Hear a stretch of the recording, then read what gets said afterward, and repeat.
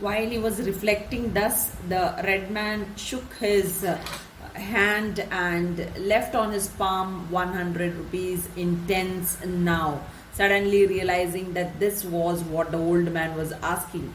It is all for you, or you may share it if you have a partner. So this is what the foreigner did. What he did, he gave that 100 rupees he kept on his palm, on Munni's palm. And now that 100 rupee was not 100 rupees note. He had shown earlier 100 rupees note. Now he had given 100 rupees in tens. So 10 rupee notes, right? So 10 rupee notes like that he had given 100 rupees. Total it was 100 rupees, but it was all tens note. He had given, suddenly realizing that this was, so feeling that this was what the old man was asking. So foreigner felt that he might be asking for a change, right? So that is why he gave that amount to Munni. It is all for you, or you may share it if you have a partner. So he gave that full amount and he said, this entire thing is for you. Total 100 rupees is for you, and in case if you have another partner with you, then you can share this amount with your partner. This is what the foreigner told Munni. The old man pointed at the station wagon and asked, are you carrying them off in that? So Munni pointed out to the station wagon, that is the vehicle in which the foreigner had come, and he asked the foreigner, are you carrying them off in that? So now Munni was thinking that this man, foreigner, has paid this amount, that is 100 rupees over here for the two goats. So thinking that Munni is asking, are you carrying them off in that? Are you carrying them in this vehicle, in the station wagon? This is what Munni was asking the foreigner over here. Yes, of course, said the other, understanding the transportation part of it. Okay, here the foreigner understood what Munni was asking him, because he pointed out to the vehicle and he spoke, isn't it? So foreigner said, yes, of course. So this is what foreigner said. Said the other means the foreigner said, understanding the transportation part of it. So he felt that Munni is asking him whether he is carrying that horse in the station wagon or in that vehicle. So this is what the foreigner felt, and he answered, yes, of course, he said. The old man said, this will be their first ride in a motor car. Carry them off after I go out of sight. Otherwise, they will never follow you, but only me, even if I am traveling on the path to Yamaloka. So this is what he says. The old man Munni said, this will be their first ride. They never traveled in a motor car, and this is going to be their first ride in a motor car. The goats, okay.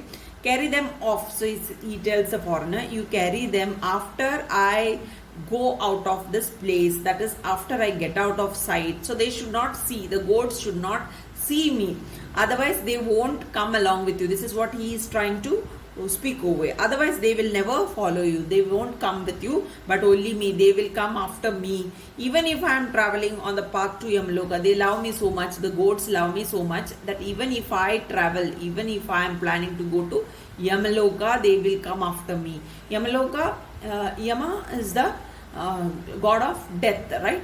So Yamaloka, the land of Yama, the god of death, right?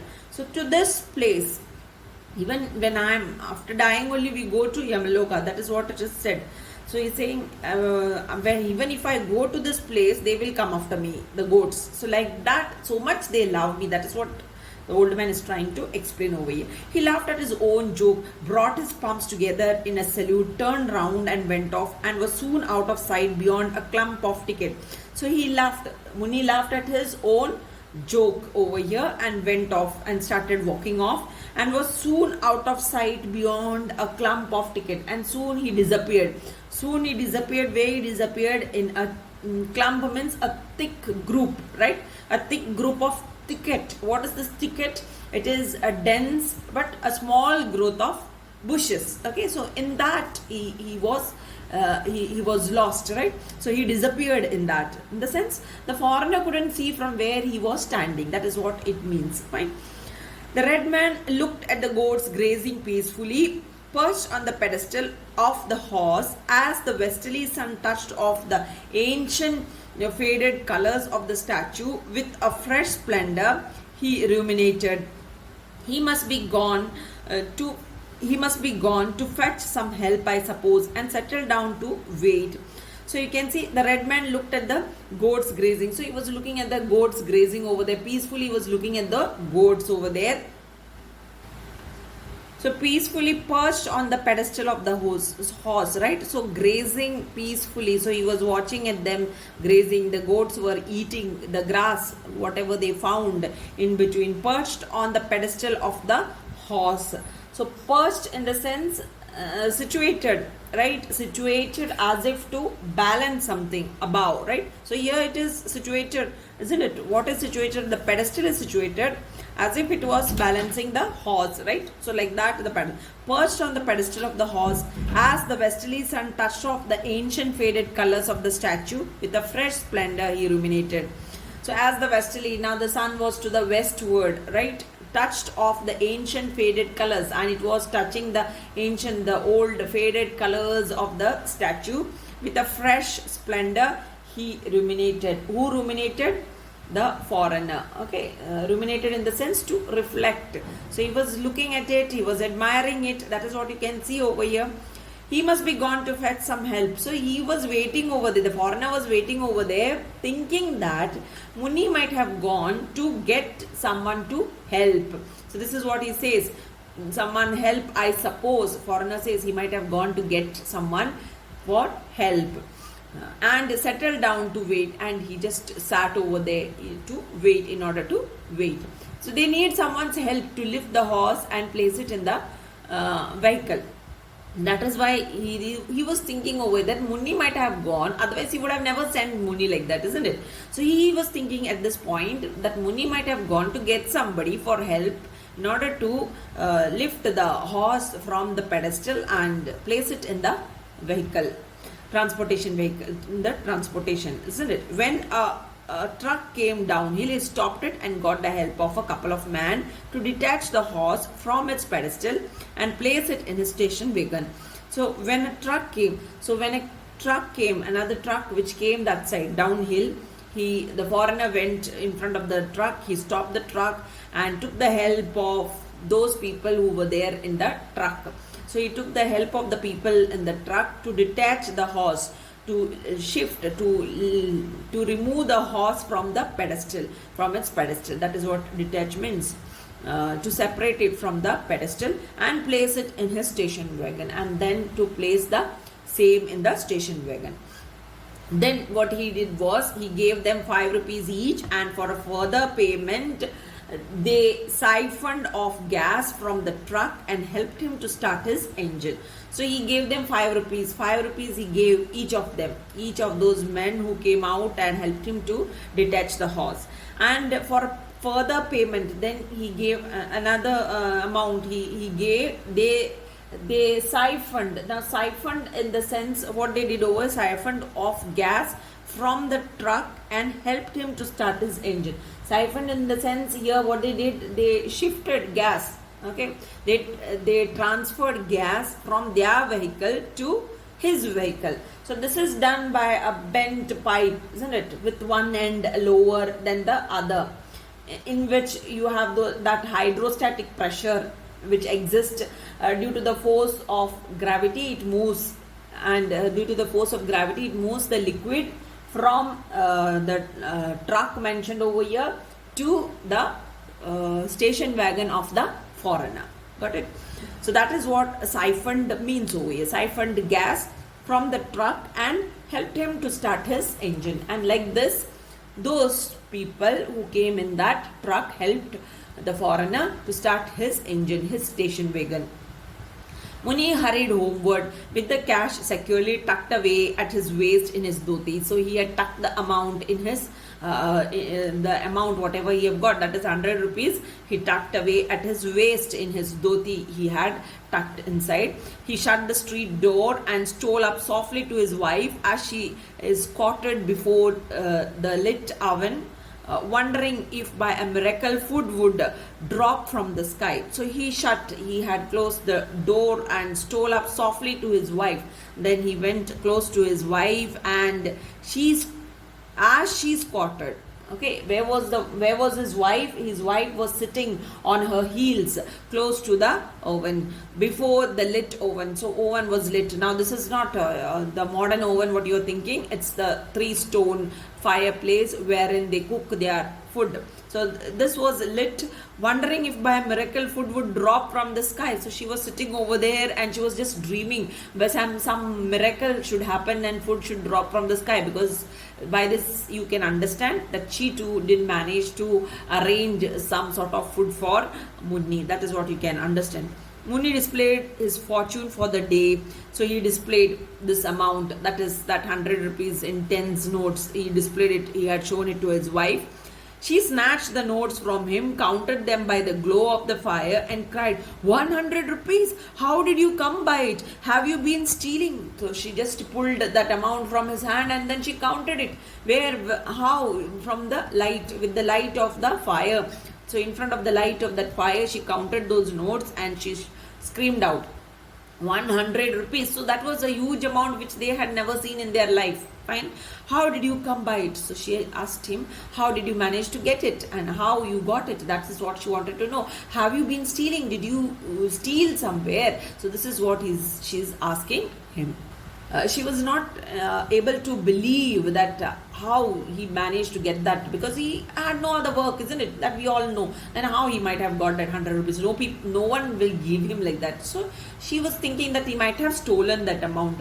I have sold our goats to a red-faced man. He was absolutely crazy to have them, gave me all this money and carried them off in his motor car. So here he is giving the explanation. He is saying that I have sold our goats to a red-faced man. I sold our goats, 2 goats I have sold to the foreigner.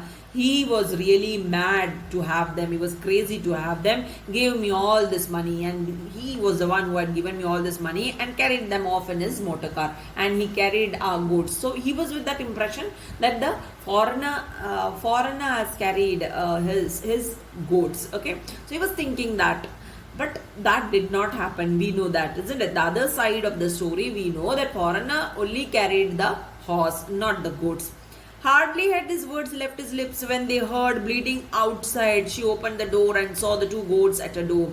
Here they are, she said. What's the meaning of all this? So this is what had happened. And soon after he explaining all this stuff to his wife, they heard the bleating sound of the goats outside. So left his lips when they heard bleating outside. So he heard the bleating sound. Bleating is the of the goats, right? So she opened the door. Wife went to open the door and saw both the goats were there at her door. And then she said, here they are, she said. Okay, what's the meaning of all this? So she was not, so whatever explanation he gave, to some extent, she might have believed it. But then she was shocked when she saw the goats. Goats were there. But then how can he give an explanation saying that he sold the goats and with that, and from that he had earned that 100 rupees? How can he give such an explanation? This was a question in front of her, right? So he muttered a great curse and seized one of the goats by its ears and shouted, where is that man? Don't you know you are his? Why did you come back? The goat only wriggled in his grip. So he just muttered a great curse. He was cursing the goats. He seized one of the goats by its ears. He pulled its ears and shouted at the goat, where is that man? That is, where is that foreigner? Don't you know you are his? Now he is your owner. Don't you know that? He is asking the goat. Why did you come back? Then why have you come back? The goat only wriggled in his grip. So what did the goat do? Wriggled. Wriggled means the goat twisted its body to and fro because it was painful. He caught hold of the ear of the goat. That is why it was painful for the goat and it wriggled in his grip. So it just moved to and fro in that grip. He asked the same question of the other 2. Then he went to the next goat and he asked the same question to the other goat also. The goat shook itself off, and that goat, what it did, it just shook itself off. So it is like that. When you hurt them, they will just shake it off. When you try to pull the ear of a cat or a dog, they will just shake their head off. So this is what the other goat did. His wife glared at him and declared, "If you have thieved, the police will come tonight and break your bones. Don't involve me. I will go away to my parents." So this is what she said. His wife glared at him. She was just looking at this man, and this is what she declared. So if you have thieved, if you have robbed, the police are going to come, isn't it? The police will come, she says, tonight. Definitely the police is going to come tonight and break your bones, and the police is going to break your bones. So they are going to give you good. So be careful. Don't involve me. So she says, don't involve me. I'm not involved in this crime. I'm not involved in the theft. And this is what she's trying to say. I will go away to my parents. And she says, and I'm definitely going to my parents. I don't want to get involved in this matter of yours. Whatever it is, you yourself face. I am not involved in it. This is what she says. So with that, we have completed the horse and two goats. So please write the notes in your workbook and get prepared in this particular lesson. It was a lengthy, and this is one of the lengthiest lesson of this text. There is one more such a lesson. You have another one, the blue bead. So whatever you have in your portion, 9 standards, this is lengthiest lesson that you are having. So please complete the notes and prepare yourself for the examination. Saturday's class, I will be taking a poem. I will be doing a poem of yours and completing it. And from next week onwards, we'll be starting with drama. Till then, thank you very much.